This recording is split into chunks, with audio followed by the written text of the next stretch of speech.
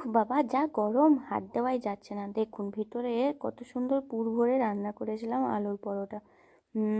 আজ দুপুরের খাবারটা রাত্রিতে বানাবো আর রাত্রির খাবারটা দুপুরে বানালাম। আলুর পরোটা করেছিলাম। মাঝে মধ্যেই না শখ হয় যে ভাতটা ছেড়ে দিয়ে যদি একটু রুটি জাতীয় খাবার দুপুরবেলা খাওয়া যায় তাহলে টেস্টটা চেঞ্জ হয় আর ভালোও লাগে। আর খুবই কম ইনগ্রেডিয়েন্ট আর খুবই সিম্পলভাবে আমি আলুর পরোটাটা করেছি। আপনারা দেখুন ভিডিওটা, আর ভিডিওটি যদি ভালো লেগে থাকে তাহলে কি করবেন বলার দরকার নেই তো। লাইক করতে ভুলবেন না, চ্যানেলে নতুন হয়ে থাকলে সাবস্ক্রাইব করতে ভুলবেন না। অসাধারণ হয়েছিল দেখুন। তো আমি আমার খাবারটাকে এখন এনজয় করে নিই, আপনারা ভিডিওটা ততক্ষণ দেখে নিন। টাটা। আজ বাড়িতে শাশুড়ি মা শ্বশুরমশাই নেই দুপুরবেলা খাওয়ার জন্য, এই জন্য ভাবলাম যে আমরা তো এগুলো পছন্দ করি, তাহলে দুপুরে এইটাই বানিয়ে নিই। আর ভালোও লাগে না জানেন মাঝে মধ্যে ভাত টাত খেতে, এই জন্য ভাবলাম যে দুপুরবেলা বানাই।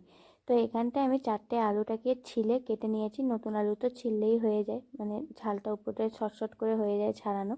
তো এখানটা গ্যাসটা দিয়ে দিলাম, ছোট্ট গ্লাসের 1 গ্লাস জল আর নুন দিয়ে সিটিটা লাগিয়ে নেব। একটা যদি আমার মতন আলুটাকে কাটেন তাহলে একটা সিটি এভাবে লাগিয়ে নেবেন, আর যদি বড় বড় সাইজের আলুটা সিদ্ধ করেন তাহলে 2-3টে সিটি দিতে পারেন। আলুটা যেন ভুরভুরে হয়, বেশি চটচটে না হয়। তো এখানে আমি 1 বাটি আটা নিয়ে নিলাম, আশীর্বাদ আটা, আর 1 বাটি ময়দা নিয়ে নেব। তো এখানে আমি গণেশের ময়দাটা ইউজ করছি। আপনারা চাইলে যে কোনো ব্র্যান্ডের বা এমনি যে লুজ কিনতে পাওয়া যায় ওটাও নিতে পারেন, বা কুটিয়ে যে আনা হয় ওটাও ব্যবহার করতে পারেন। আমি শুধু আটারাও কখনো কখনো করি, আবার শুধু ময়দারও করি। আজকে দুটো মিশিয়ে করলাম। আর একটু ক্রিস্পি হওয়ার জন্য এখানে 2 মুঠো সুজি দিয়ে দিয়েছি, দিলাম চিনি, তার সাথে দেব একটু নুন, ছোট্ট চামচের 1 চামচ নুন দিয়ে দিলাম, আর একটু তেল দিলাম। তো তেল আমি বেশি এখানে ইউজ করিনি। যদি আপনারা ময়ানটা বেশি মানে ক্রিস্পি করতে চান তাহলে এইভাবে তেলটা একটু বেশি দিতে পারেন। তো এখানটায় জোয়ান দিয়ে দিলাম, জোয়ান দিয়ে এমনি নর্মাল জল দিয়েই আমি মেখে নিচ্ছি।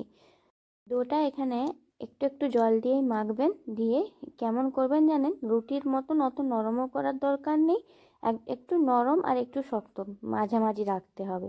তো এইভাবে ভালোভাবে মেখে নিলাম। মেখে এবারে একে রেস্ট করতে দিয়ে দেবো। আধা ঘন্টার জন্য দিতে পারেন, 10 মিনিটের জন্য দিতে পারেন, তবে একটু রেস্ট করতে দিবেন তাহলে আটাটা সুন্দর হয়। একটা মশলা বানিয়ে নেব, এই মশলাটাই ইউজ করবো, আর অন্য কিছু ইউজ করব না। মৌরি নিলাম, জিরা নিলাম, আর নিলাম গোলমরিচ। তো এখানটায় আমি এই হামানদিস্তার সাহায্যে গুঁড়ো করে নেব। আপনারা চাইলে মিক্সিও করতে পারেন, বা এই যে শিলনোড়া হয় ওটাতেও করে নিতে পারেন। আমারও আছে কিন্তু শিলনোড়া, কিছুদিন পরে দেখতে পাবেন।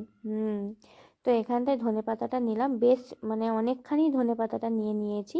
তো পরের ভিডিওটা কিন্তু অবশ্যই দেখবেন, একটা ধনেপাতার রেসিপি দেব, আর অসাধারণ লাগবেও শুধু ভিডিওটা। আমাদের বাড়ির পাশেই ধনেপাতার অনেক বড় বাগান চাষ করা হয়েছে, তো ওখান থেকে ধনেপাতাটা নিয়ে চলে এলাম। আর দিলাম এখানে ওই যে দেখলেন মিডিয়াম সাইজের 2টো পেঁয়াজ ছিলে রেখেছিলাম ওইটা, আর এই যে মশলাটা করেছিলাম ওটা দিয়ে দিলাম। আর এখানে নুন দিয়ে দিচ্ছি। আর এই যে আদাটা কুটতে আমি ভুলে গিয়েছিলাম, আদাটা গ্রেট করেও দিতে পারেন বা পিসেও দিতে পারেন, আমি এখানে গ্রেট করে দিয়েছি। আর এখানে আলুটা এবার ঢেলে নেব, আলুটাও সিদ্ধ হয়ে গিয়েছে। আর যদি এভাবে টুকরো করে রাখার পরেও একটা সিটি দেওয়ার পরেও আলুটা যদি সিদ্ধ না হয় তাহলে কি করবেন, একটু গ্রেটারের সাহায্যে গ্রেট করে নেবেন।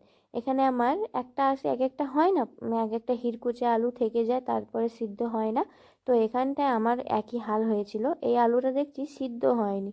তাহলে আমি কি করব, একে আমি মাঝখান মানে গ্রেট করে নেব। কিন্তু আলুটা ভালো হয়তো সময় নিত আর একটু সিদ্ধ হতে, মানে সিদ্ধ অর্ধেকের বেশি হয়ে গিয়েছে, কিন্তু মাখলে গিটলিটা যেন না থাকে এই রকমভাবে ডোটাকে মেখে নিতে হবে। আর গিটলি যদি রয়ে যায় তাহলে আপনার আলু পরোটার ভিতরে মানে পরোটাটা ছিঁড়ে যেতে পারে। আমার একটা দুটো রয়ে গিয়েছিল, একটু আধটু মানে ছিঁড়ে এসেছিলো, কিন্তু যেভাবে আমি ডোটা দেখাচ্ছি করার জন্য যদি গিটলি না থাকে আলুর তাহলে খুব সুন্দর হয়।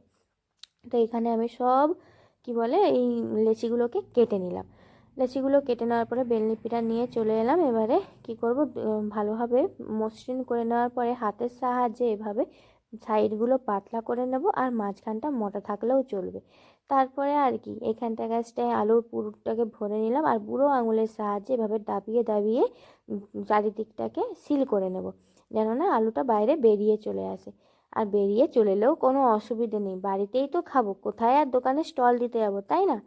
তো এখানটায় ভালোভাবে বেলে নিচ্ছি। খুব বেশি পাতলাও বেলা যাবে না, আবার খুব বেশি মোটাও রাখা যাবে না, মিডিয়াম সাইজে বেলে নেবেন এভাবে, ঠিক আছে? আর ভিডিওটি যদি ভালো লেগে থাকে এক্ষুনি সাবস্ক্রাইব করে দিন, আপনারা পরে ভুলে যান সাবস্ক্রাইব করতে যদি চ্যানেলে নতুন হয়ে থাকেন। আর যারা আমার পুরানো ভিডিওগুলো দেখছেন তাহলে লাইক করে যাবেন, আর ভিডিওগুলো ভালো লাগলে অবশ্যই কী করবেন, কমেন্ট করবেন কেমন হয়েছিল, ঠিক আছে? তো এখানটায় আমি তাওয়াতে দিয়েও দিলাম, দু পিঠটা হালকা হালকা সেঁকে নেওয়ার পরে এভাবে দিয়ে দিচ্ছি। আর দেখুন কত সুন্দর ফুলে উঠেছে। হ্যাঁ, এভাবে ফুললে খুবই ভালো লাগে, তবে আমার না খুব নরম নরম ভালো লাগে না, আমার একটু ক্রিস্পি ক্রিস্পি বেশি হয়। আর যদি বেশি ক্রিস্পি করতে চান তাহলে অনেক ধিমা আছে অনেকক্ষণ ধরে ভাজলে ক্রিস্পি হয়ে যাবে। তো এটাও লো টু মিডিয়াম ফ্লেম রেখে আমি ভেজে নিয়েছি, এটাও ক্রিস্পি হয়েছিল কিন্তু খুব ক্রিস্পি হবে না, নরম আর ক্রিস্পি দুরকমই থাকবে। কী বললাম বুঝতে পেরেছেন?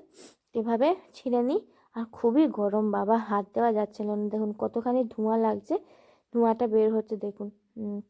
এইভাবে তো এত সুন্দর পুর ভরে দেখুন, ভর্তি করে পুর দিয়ে ভরে নিয়েছি। আর আলু পরোটার মধ্যে বেশি করে পুর না দিলে চলে। তো আসছি আরও একটি ভিডিও নিয়ে, টাটা।